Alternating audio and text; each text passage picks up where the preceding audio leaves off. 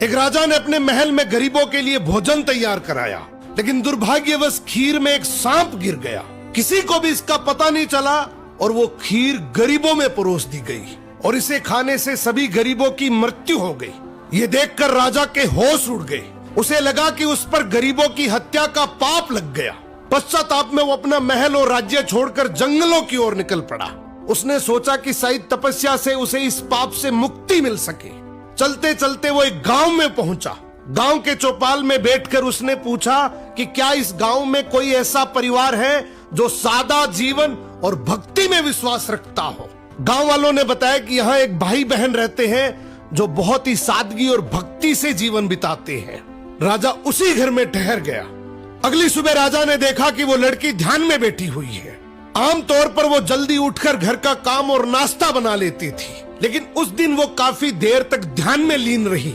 जब वो ध्यान से उठी तो उसके भाई ने कहा, बहन आज तुम देर से उठी हो, घर पर एक मुसाफिर ठहरा है, नाश्ता कराकर उसे जल्दी भेजना था। लड़की ने शांति से कहा, भैया ऊपर धर्मराज के दरबार में एक बहुत उलझा हुआ मामला चल रहा था, उसी पर ध्यान लगा था, इसलिए देर हो गई। भाई ने पूछा, कैसा मामला? लड़की बोली, एक राजा ने गरीबों के लिए भोजन बनवाया था, लेकिन दुर्भाग्यवश खीर में सांप गिर गया और वही खीर खाने से सभी गरीबों की मृत्यु हो गई।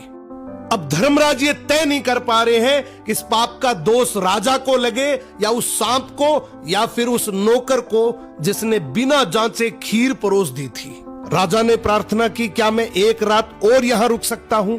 भाई बहन ने अनुमति दे दी। उधर गांव की चौपाल में दिन भर लोग बातें करते रहे कि पता है फला राज्य के राजा ने अपने राज्य के गरीबों को हटाने के लिए उन्हें जहरीला भोजन खिलाकर मरवा दिया।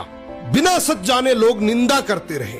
अगली सुबह लड़की फिर ध्यान में बैठी। ध्यान पूरा होते ही वो अपने काम में लग गई। राजा ने उससे पूछा, बेटी अब बताओ गरीबों की मृत्यु का पाप आखिर किसे लगा? लड़की ने शांत स्वर में कहा, वो पाप उन लोगों को लगा जो चौपाल पर बैठकर बिना सच जाने निंदा कर रहे थे। राजा की आंखें भर आई, ये जानकर कि वो इसका दोषी नहीं है। जिंदगी में याद रखना, दूसरों के पाप गिनने वाला इंसान अक्सर अपने सर पर सबसे बड़ा पाप उठा लेता है।